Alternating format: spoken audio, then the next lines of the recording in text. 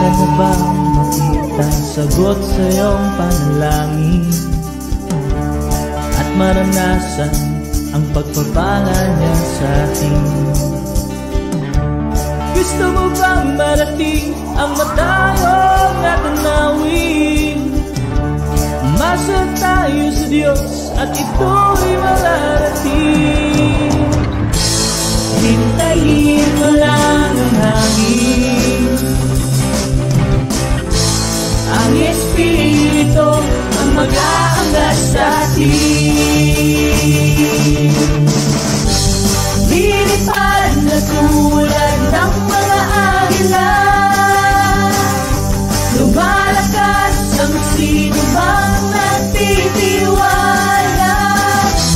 Kahit may bagyo, hindi mangangamba. Lilipad na tulad ng mga agila.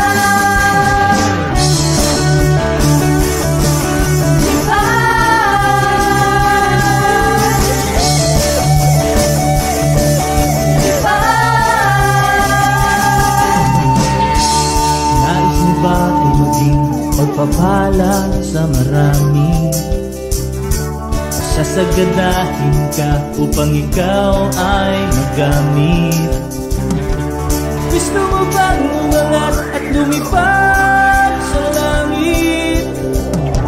Buksan mo ang puso mo, ang imposible mangyayari.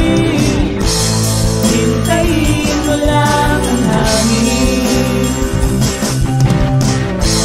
ang Espiritu ang mag-aangat sa atin.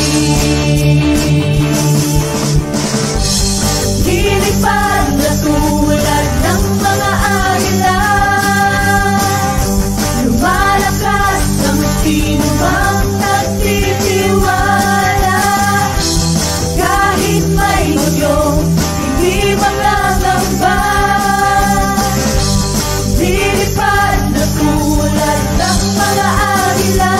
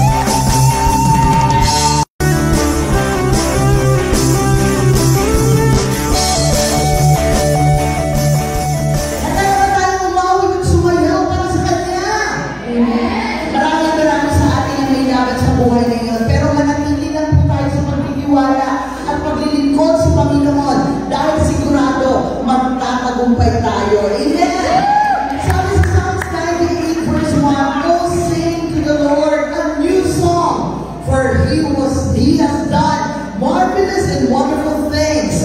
His right hand and his holy arms have made the victory for him. With our loving God, we are victorious. That's right. We are victorious.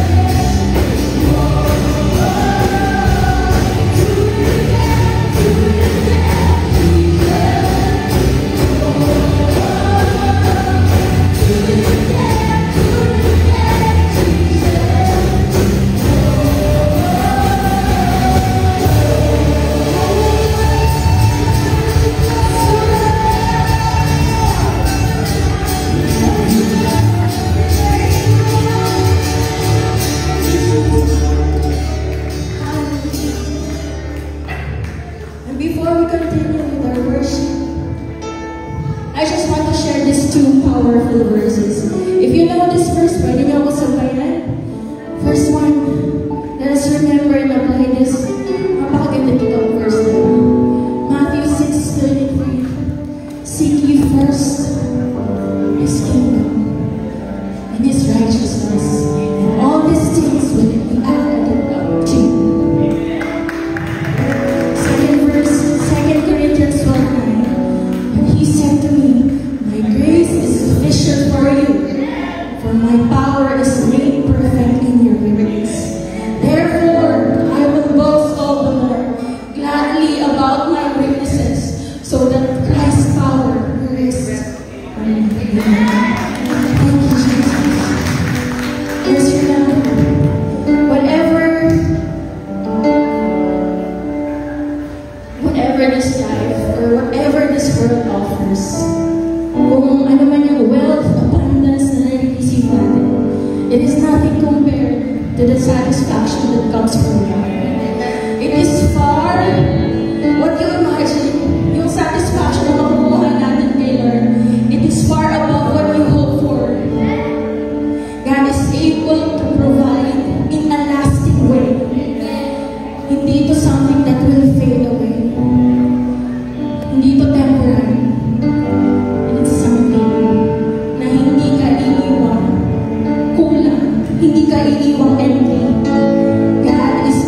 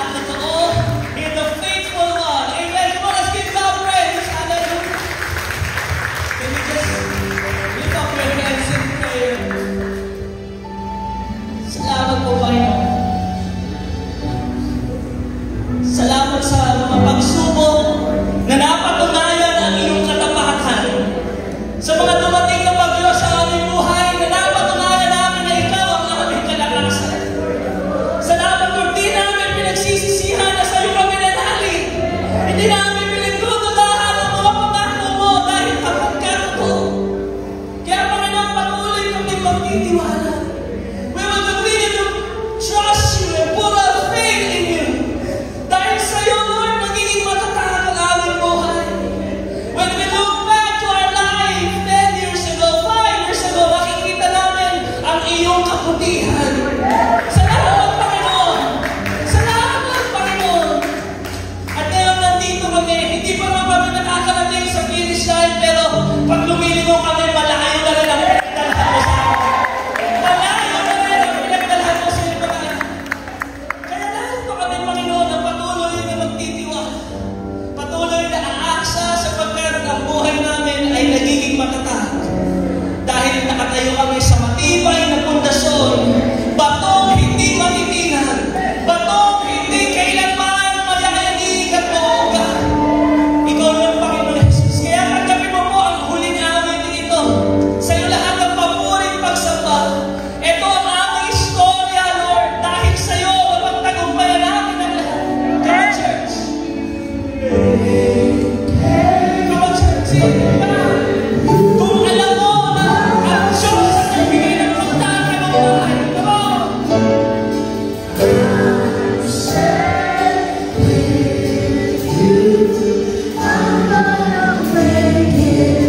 One more time.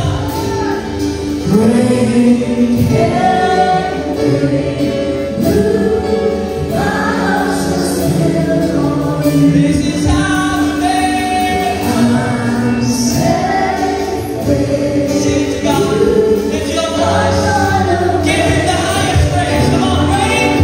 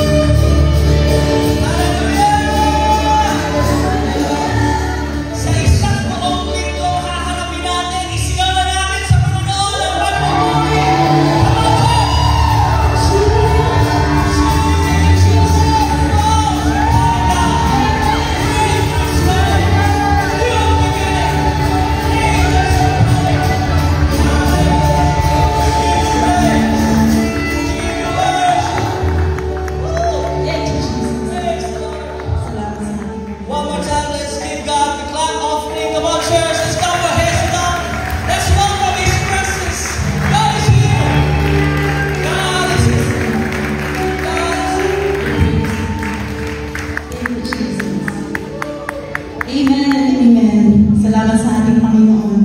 Sabi sa kanyang salita, lahat ay luluhod sa pangalan ni Jesus. At lahat ng mga punta dito, mga kapatid at lahat ng mga mahirapan, lahat ng mga nagpapahirap sa iyo, lahat ng kalungkutan, kabigatan, pinaluluhod na sa pangalan ni Jesus. Gather here in just one name, the name above all names, and His name is Jesus! Jesus! Lahat ng mga ay nagmamahal sa ating Panginoon. Kung minamahal daw natin ang ating Panginoon, minamahal din dapat natin ang ating mga kapatid. Kaya namang ginagawa natin mga kapatid, let's go around, greet one another, share the love, kamusta ka?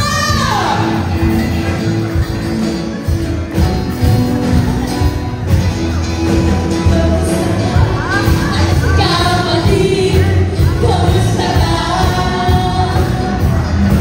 Kumusta ka? Kapatid, kamusta ka? Ako'y mabuti naman. Ako'y mabuti naman. I'm alright. Yes, I'm okay. How are you, my friend? How are you, my friend? How are you, my friend? How are you? I'm fine, thank you. I'm fine, thank you.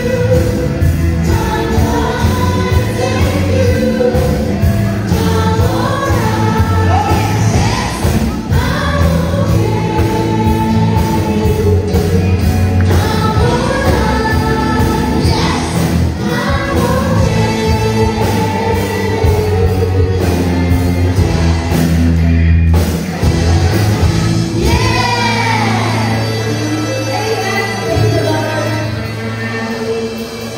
Yes, I'm Let's always sing in the presence of our Lord Jesus.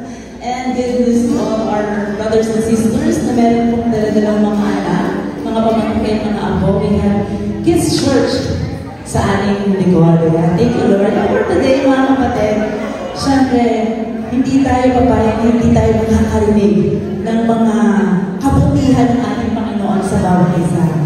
Kaya naman, meron namang great testimony galing sa ating Panginoon. Isa na naman kapatid natin ang naka-experience ng kabutihan ni Lord. Kaya hindi ka napapatagalin. At another teacher din, last week teacher, di ba? Ngayon teacher na naman. Thank you, Lord, for the life of Sister Veronica Castro Hardel. Thank you, Lord, palapakan natin ang ating Panginoon.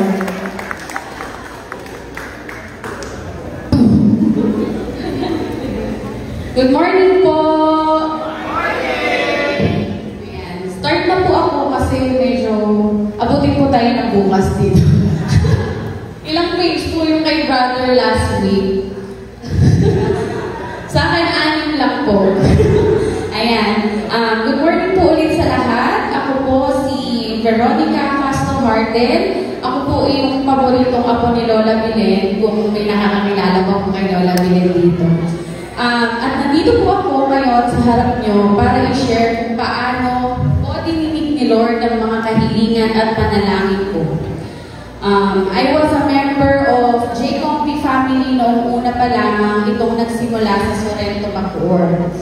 Naalala ko pa nga po na isa ako sa mga uma-attend ng youth group at si Pastor Roban ang nagtuturo sa amin. And now, by God's grace, I have my own family, my son, Carl Timothy, and my husband, Dale. And sa sobrang dami po ng kabutihan ni Lord sa buhay ko, hindi po kaya ng isang araw na sharing portion. Pero isi-share ko po ay itong napaka-recent lang na talaga naman po ramdam na ramdam ko na si Lord po ito at hindi dahil sinwerte lang ako. Nagsimula po ito last year, September 2022. Nag-take po ako ng licensure examination for teachers or LET. Hinabol ko lang po talaga noon na makapag-exam dahil po nag-announce ang PRC na yung batch daw po ng September 2022 will be the last batch na under ng old curriculum. which was the curriculum na inaral ko nung nag-take po ako ng 18 teaching units. Sa madaling salita, naglakas loob po lamang ako. Nakapag-review center naman po ako, pero talagang kulang po. Isipin po natin na yung inaral ng mga education graduate ng 4 years, kailangan ko pong aralin ng 2 to 3 months. Dahil psychology graduate po ako. Ang layo po ng course of education sa psychology. Tinuloy ko pa rin po kahit alam ko malabo na makapasa ako sa board exam na yon. Nagtiwala lang po ako na hindi ako bibiguin ni Lord. Dasal lang po talaga ang sandata ko dahil hindi din po talaga kaya ng oras ko na makapag-aral after full time of work as behavior therapist po ng mga batang may special needs. So ayun po, araw ng board exam, lahat po talaga pinagdasal ko. Kahit yung pencil at eraser ko, yung test paper ko, lahat pinag-pray ko. Nagtataka na nga yung proctor sa akin dahil bawat subject bago magsimula, akala na nagnanap ako. Pero taimtim at pikit mata po ako nagdadasal nun bawat subject ng exam. Yes po, sobrang hirap po para sa akin ng board exam. Talagang sure na po ako na bagsak ako doon. After po mag-exam, sinabi ko na po agad sa asawa ko na hindi ako papasa doon. Since sa December pa naman, yung labas ng result ng board exam, hindi ko na muna inisip yun. Hanggang sa one day po, November 27, 2022, Sunday po yun. Hindi ko alam, pero nung time na yun, parang gustong-gusto ko sumamba nun. So, chinag ko po si Isabel kung may physical gathering kasi nung time na yun, hindi pa po tayo every Sunday na may face-to-face gathering. At ayun, meron nga po. Si Lord po siguro yun, naglambing na makita ako sa church, kaya pala iba yung pakiramdam ko na kailangan kong makapag-church nung araw na yun.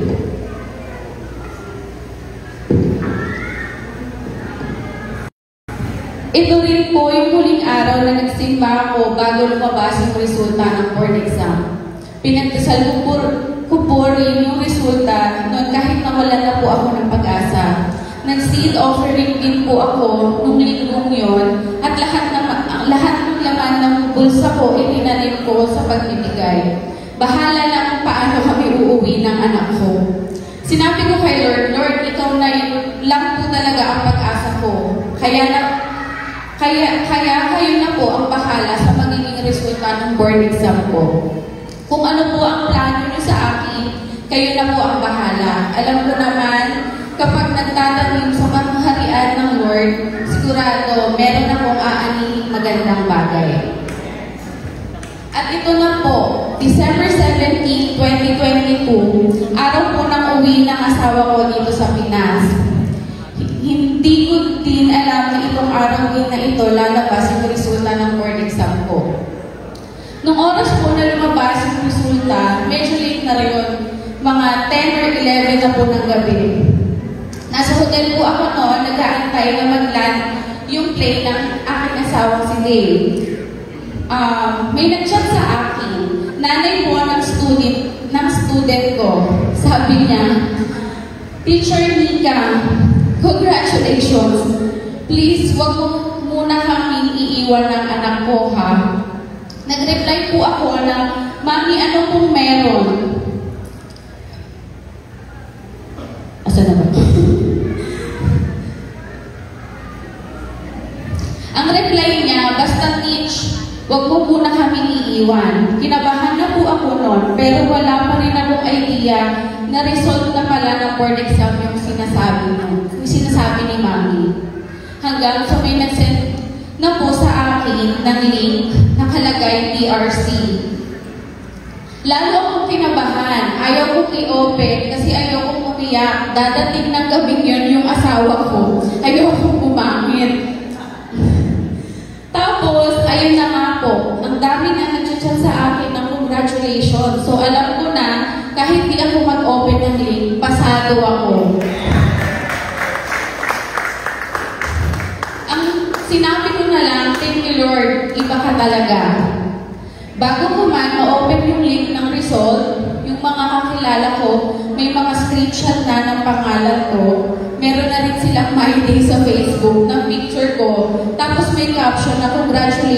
for passing the licensure exam for teachers.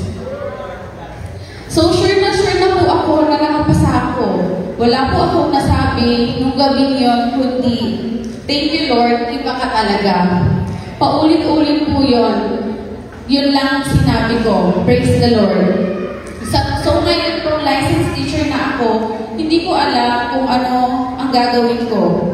Hindi ko po maiwan ang present work ko dahil iniisip ko paano na yung mga student ko. Ang dami na namin pinagdaanan. Nakapagsalita at kumakanta na yung isang kong student na pumasok sa akin na ni sound ng A, hindi po niya ma-produce.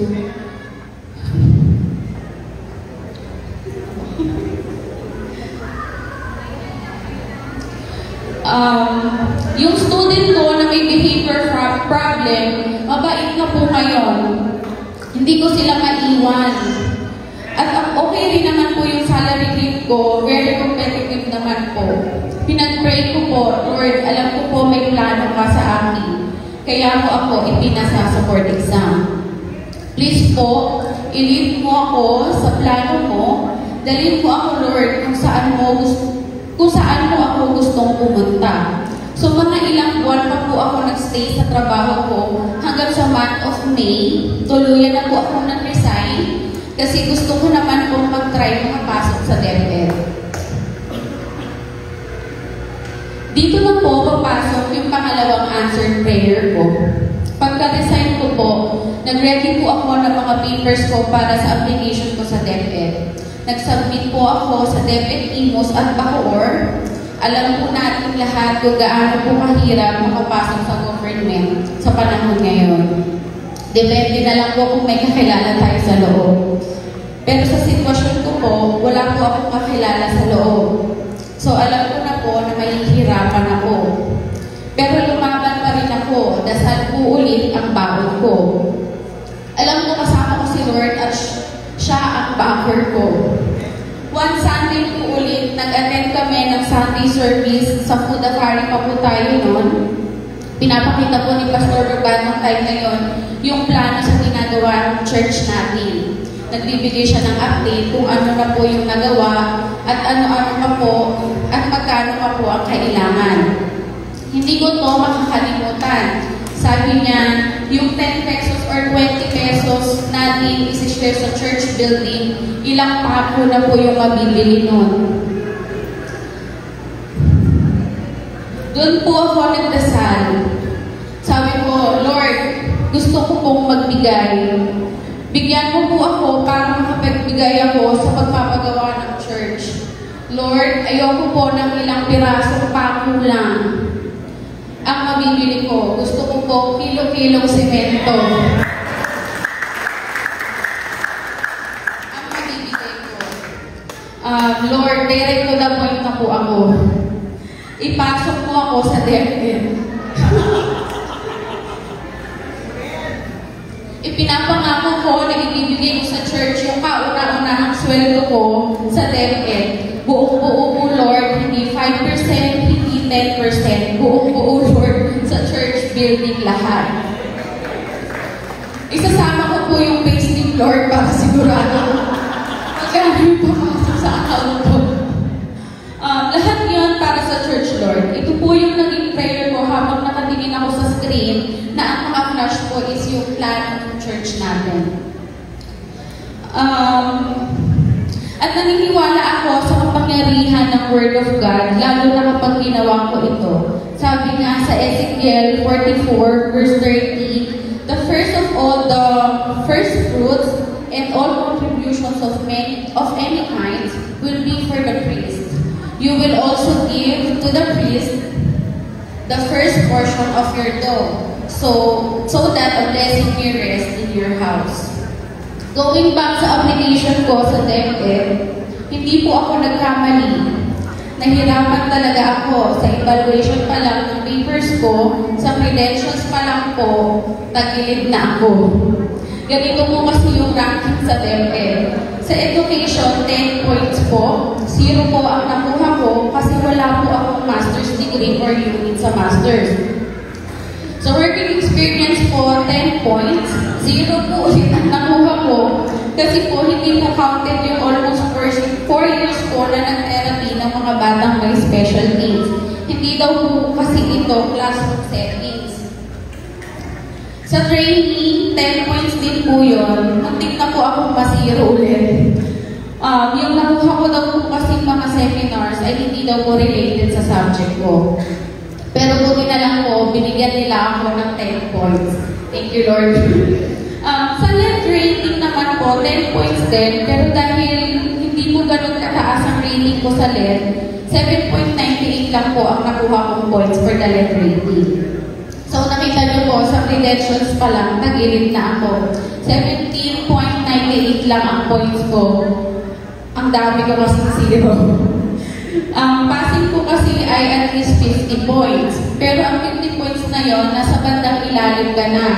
So pag may nag-open ng position, syempre priority po yung mga matataas ang rank, hindi po yung mga nasa passing grade lang. Laban ko na lang po ay yung demo teaching, which is 35 points, at yung written exam o yung TRF na 25 points. Ang goal ko ay perfect ko yon, yung demonstration teaching at written exam o TRF para makapasok po ako. Pero may problem na naman po. Ang mga kasabayan ko po ay mga 5 years, 10 years, at mga 12 years na pong nagtuturo. Ibig sabihin, tagilid pa rin po ako. Ano po bang laban ko doon? Eh wala akong experience sa teaching. Paano ko po mag-perfect yung demo at TRF? Pero laban pa rin po. Si Lord na ang bahala. Alam kong mas malakas ang kapit na meron ako. Sinong kapit ko? Si Lord lang naman. Wala nang iba. Hindi ako nagpatinag. Sinong kapit ko? Si Lord lang naman. Wala nang iba. Kahit pa, principal, master teacher, at yung experience nila, yung kapit nila, hindi ako nagpatinag. Laban pa rin. Hanggang ito na po, dumating na yung araw ng demo teaching, liit na liit po ako sa sarili ko dahil nanood po ako ng mga naunang nag-demo sa akin. Ang gagaling nila. Dahil after lunch ko po yung demo ko, lahat po ng pang-morning, tinapos ko panoorin. So, parang kumuha po ako ng sakit ng sarili kong katawan. Asa na ba? At ayun na naman, nakina na naman ako. Para bang may nagsasabi sa akin na umuwi ka na, wala ka ng laban dyan.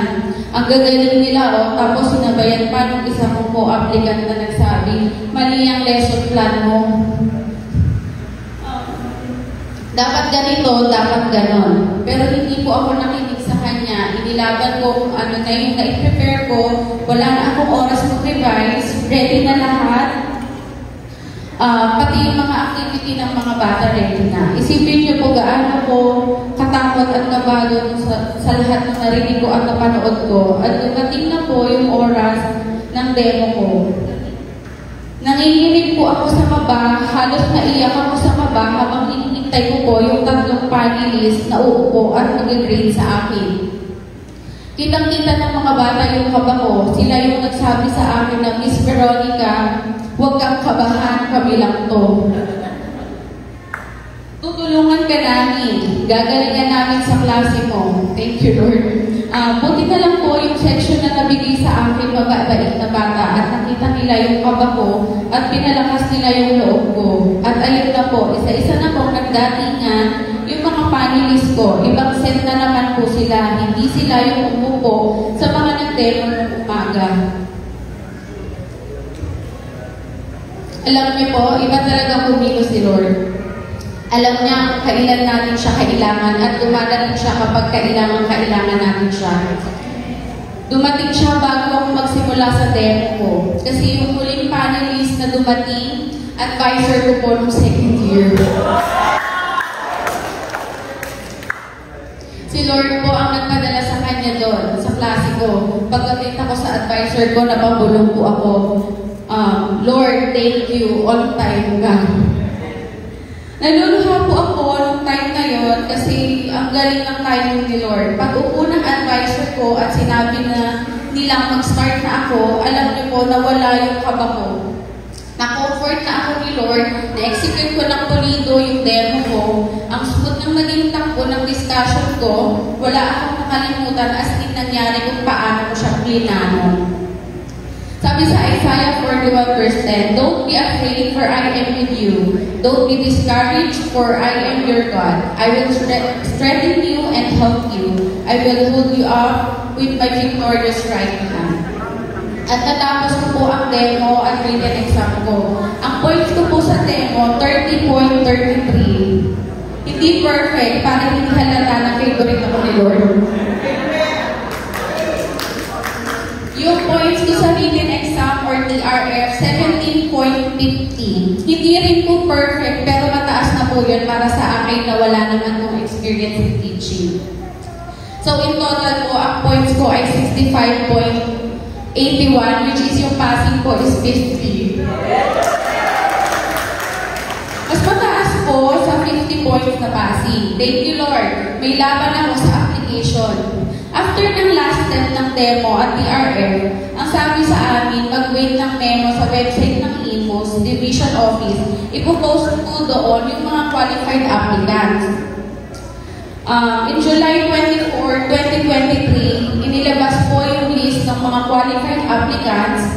Nagsimula po sa elementary, tapos junior high school. Per subject po ang list sa junior high school. Wala po yung pangalan ko. Wala po yung pangalan ko sa list ng mga qualified applicants sa social science or sa EP. Yun po kasi yung major ko at yun, doon po ako nag-demo. Pero ang alam ko po, nakapasa ako kasi nga po 65.81 po yung points ko. So kung tutuusin po, kung babasihan po yung mga points ng mga applicants na nandoon sa list, pasok po ako sa top 10. Mga nasa pang 8 or 9 po ako dapat, pero wala po yung pangalan ko doon. Ito na naman po ako, nawala na naman ng pag-asa, nagdasal po ako, Lord, may iba ko po bang plano sa amin? Bakit po wala yung pangalan ko sa list? Nagbalak po, natatawag ako sa division office kinabukasan, or better yet, punta ako personal doon. Hindi po talaga ako mapakali kasi alam kong pasado ako.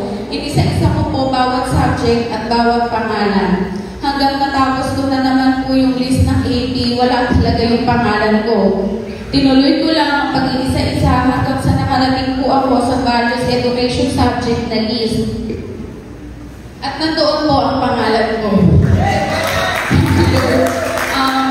At rank 2 po ako.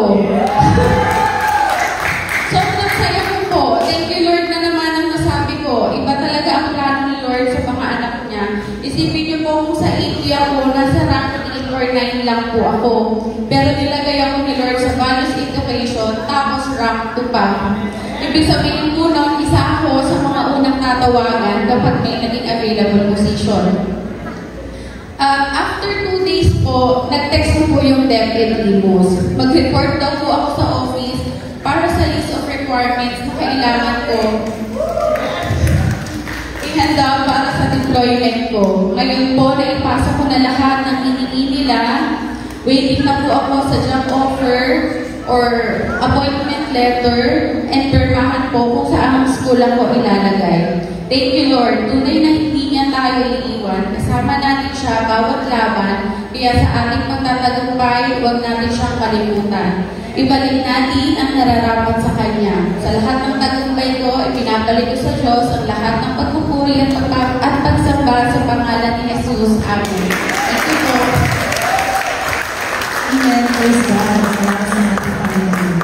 Tunay nga na lahat ng tagumpay natin, kasama natin ang ating Panginoon. Kung sa sarili lang natin, di ba, nakikita natin, parang imposible, di ba? Pero with God, nothing is impossible. Thank you, Lord. Palakpakan natin muli ang ating Panginoon. Glory to God. And as we declare this month, the month of good news, mga kapatid, good news, meron mga, may mga naka-schedule sa mga kapatid natin na ikakasal. Ayan, glory to God. Yan. Sino kaya yun? Makikita lang natin. At speaking of kasal, mga kapatid, ayan, sino di ba naka-attend ng kasalan? Saan ba tayo? Taas kamay. Yung mismong, siya yung host ng kasalan. Ayan. Thank you, Lord. Ayon sa survey, ano kaya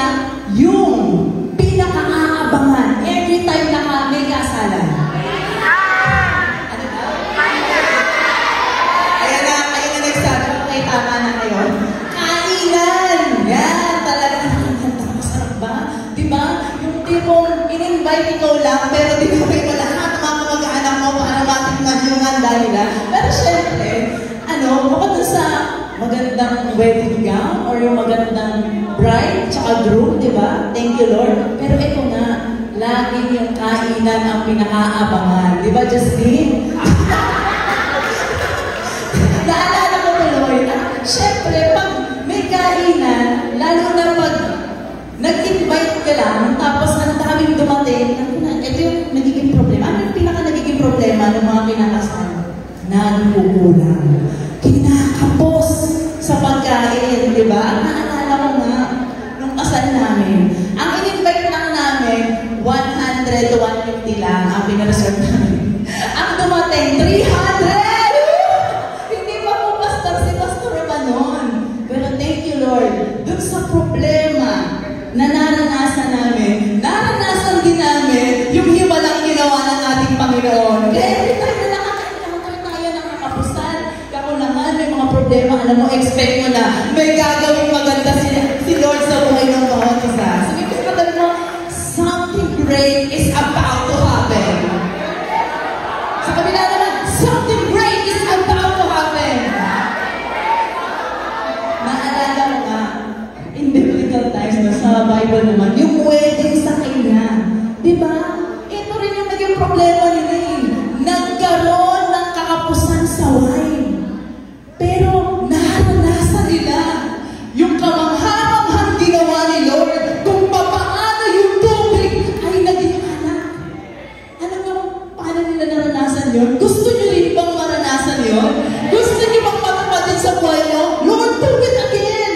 Kung paano mo ginawang water, yung wine, paano mo ginawang wine, yung water, kung paano pinagaling lahat ng may sakit, kung ano yung ginawa mo 2,000 years ago, kaya mo pa rin gawin ngayon. Kasi hindi ka nagbabago yung Panginoon namin ngayon, noon, ngayon, at magpakailanman. Kaya kung paano ka naghimala, kung paano ginagawa mo mabuti dati, kaya mo pa rin maranasan ngayon. At mga kapatid, ito lang yung mga principle. Kasi kung panahon na yun, so wedding sa Cana, pag ang alak ang naubusan, alam mo, isa yung malaking kahihiyan dun sa host, dun sa nagpakasal. Kasi baka iisipin nila, ay hindi ito naghanda. Kaya kabadong-kabado yung mga kinasal, yung host ng ceremony, pag kinakapos na sa wine, nagkaroon na ng problema. Ano kaya yung gagawin natin every time na kinakapos tayo? Alam mo, ito lang yung susi para maaga mangyari ulit sa buhay natin yung himala, yung miracle na nangyari, yung first miracle ni Jesus. Ito yung verse natin. In John 2:3, nung nalaman na nila yung problema, sabi, kinapos ng handang alak. Kaya sinabi ng ina ni Jesus sa kanya, anak, naubusan sila ng alak. Alam niyo, every time na kinakapos tayo, every time na may problema tayo, kinukulang tayo, kanina natin walang sasabihin. Tell Jesus your problem, mga kapatid. Huwag yung kanina natin kasi sabihin. Diba? Kahit hindi natin problema, sinasabi natin sa iba. Unahin natin si Lord, sabihin natin sa kanya, through prayer. And sabi nga, doon sa mga kapatid natin na nag-share kanina, diba? Dahil doon sa ang baon-baon na lang, ang sandata na lang, yung panalangin. Sabihin mo sa katabi mo, prayer is power. More prayer, more power. No prayer, no? Kaya napaka-importante sa buhay ng Kristiyano ng panalangin. Every time na may kakulangan mga kapatid, kakapusan, sabihin natin kay Jesus, tell Jesus your problem. Ito yung isang susi na para maranasan natin yung himala. And ano nangyari na nga, diba? Sinabi, nung sinabi na nila kay Jesus yung naging problema, alam mo, sabi ni Mary sa John chapter 2 verse 5, sinabi ng kanyang ina, dun sa mga naglilingkod, gawin ninyo ang anumang sabihin niya. At isa pang susi mga kapatid, kung gusto mo ulit maranasan yung himala, gusto mo yung maranasan yung kamanghamang gawa ng ating Panginoon sa buhay ng bawat isa, take action. Sabihin mo again, take action! Dito na pumapasok pag narinig mong salita ng Lord. Faith without action is dead. Kaya kailangan natin kapatid, huwag lang puro intensyon. Intensyon ko na talagang magpatawad eh. Intensyon ko na talagang magbigay. Intensyon ko na talagang pumunta dun sa church. In fact, yung mga kapatid ko, kapamilya ko, huwag lang puro intensyon. Ang kailangan natin, action. Action. At ito yung isang susi mga kapatid, take action. Patuloy na pag-obey dun sa ating Panginoon. Ito yung last point natin ngayon. Sabi dito ni Jesus, sa mga tumutulong doon, punuin nyo ng tubig ang banga at pinulungan ang mga banga. Pagkatapos sinabi niya, kumuha kayo ng kaunti at dalhin ninyo sa namamahala ng handaan. Imagine, 6 na banga yun. At sa isang banga, 20 to 30 gallons ang nilalaman nun. Tingnan niyo yung, kumbaga yung kuhanan lang nila ng tubig. Imagine niyo yung pananampalataya ng mga servant kung papaano sila nagtiwala fully dun sa sinasabi ng ating Panginoon. At ito yung pangatlo, trust the Lord. Pinaka-importante sa pagpapatuloy natin sa pag-obey, hindi lang isang beses tayo susunod.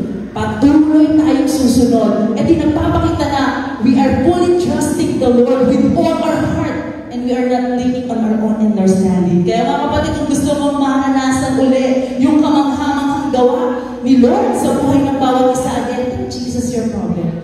Take action. Obedience, kapatid, kailangan. And trust the Lord with all your heart. Ganun sa ating finances, Lord, may kakulangan kami. Malapit na naman ang mga bayaran, Lord. Sabihin natin kay Lord. And mga kapatid, pag narinig mo na ang salita ng ating Panginoon, take action. At hindi lang isang beses tayo mag-take action, hindi lang tayo isang beses magbibigay, hindi lang natin isang beses ibabalik sa Kanya yung mga 10%, yung mga ikapo. Sabi doon, trust in the Lord with all your heart. Kailangan tuloy-tuloy. At alam niyo ba ang nangyari? Nung natikman, nung master of ceremony yung wine, sabi nito, natikman na, wow, the best wine. Yung best wine in-offer yan sa simula pa lang ng handaan, pero at the end, nung wedding ceremony, natikman pa rin yung the best na wine na hinihintay nila. Alam na sa lahat ng patuloy na sumusunod sa ating Panginoon, yung best, expect mo na kapatid. The best thing is about to happen in our life. Kaya patuloy tayo sumunod sa pagbibigay ng ating mga ikapo. Tawagin na natin si Brother Eugene for our building offering. Thank you, Lord. Praise God. Amen. Thank you, Lord. Ayan, glory be to God. Salamat sa ating kapatid na si Sis Bel. And thank you, Jesus. Yes. Thank you, Lord.